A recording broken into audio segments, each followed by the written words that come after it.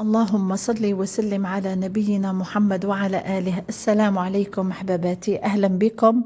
إن شاء الله تكونوا بخير. اليوم في هذا الفيديو جبت لكم طبيخة تاع الشتا تاع ناس البليدة وناس الوسط اون جينيرال يديروها، تجي بزاف شابة وبنينة.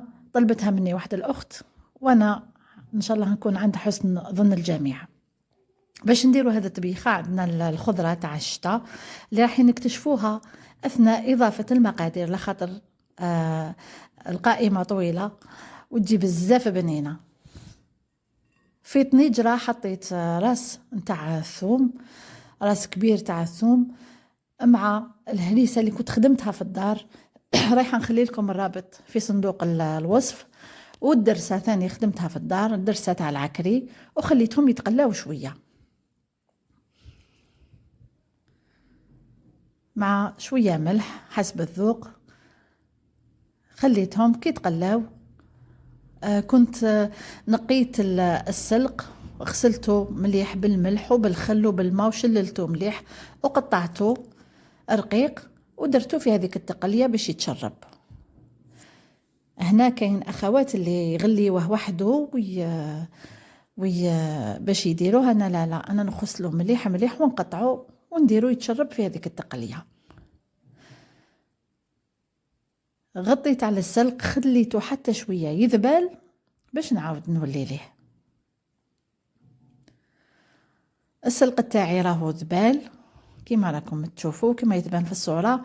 بديت نضيف في الخضر غير بشوية. في الأول بديت بالحبوب الجافة اللي كنت طيبتهم شوية وحدهم، طيبتهم شوية نفختهم قبل ومن بعد طيبتهم شوية، خاطر ما حبيتش هنا نستعمل لا كوكوت مينيت، ما حبيتش نستعملها.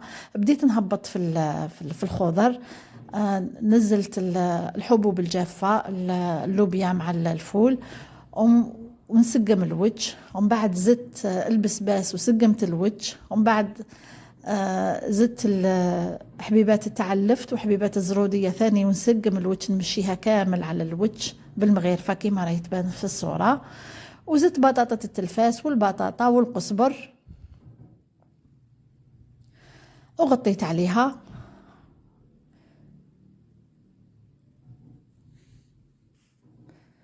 كي ادخلها شوية طياب عاودت وليت ليها. منين ذاك لازم منين ذاك نحركها بالملعقة هكذا في الوسط، ونهز الطنيجرة شوية في الجناب باش ما تلصقش.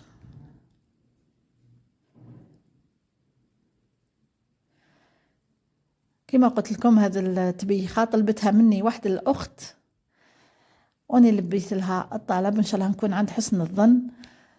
مرقت لها شوية بالماء سخون في الاطراف في الجناب، ماشي في وسط الطنجرة، باش ما تتفناش الغلية وما تروحش البنة.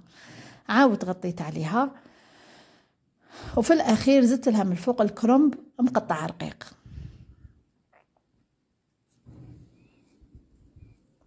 كاين اللي حب يزيد ملعقة تاع طماطم مصبرة، وهذا الشيء اختياري.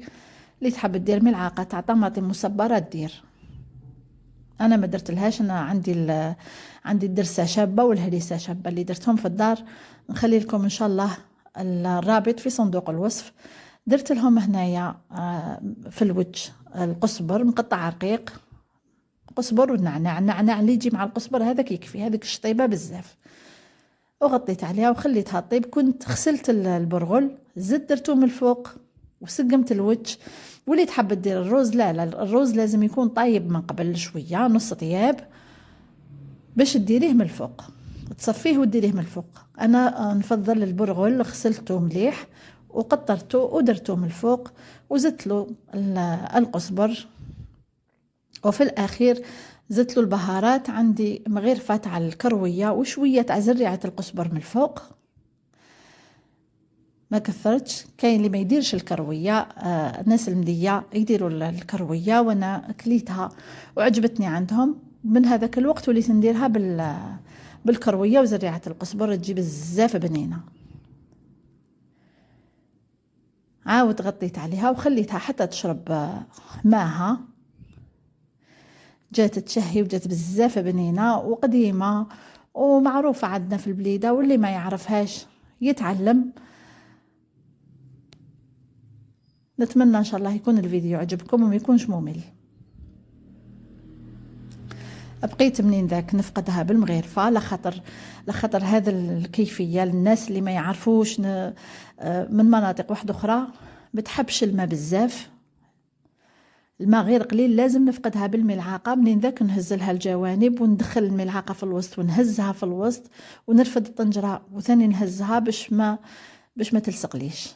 كيفيتنا وجدت، جات بزاف بنينة وتشهي. قدمناها بهذا الشكل. اللي يحب ياكلها بزيت الزيتون يدير لها زيت الزيتون، واللي يحب يدير لها القارص تتكل بالليم بالقارص، تجي بزاف بنينة وتشهي.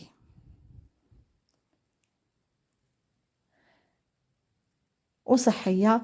نتمنى ان شاء الله يكون عجبكم. شهية طيبة للجميع، والسلام عليكم ورحمة الله تعالى وبركاته.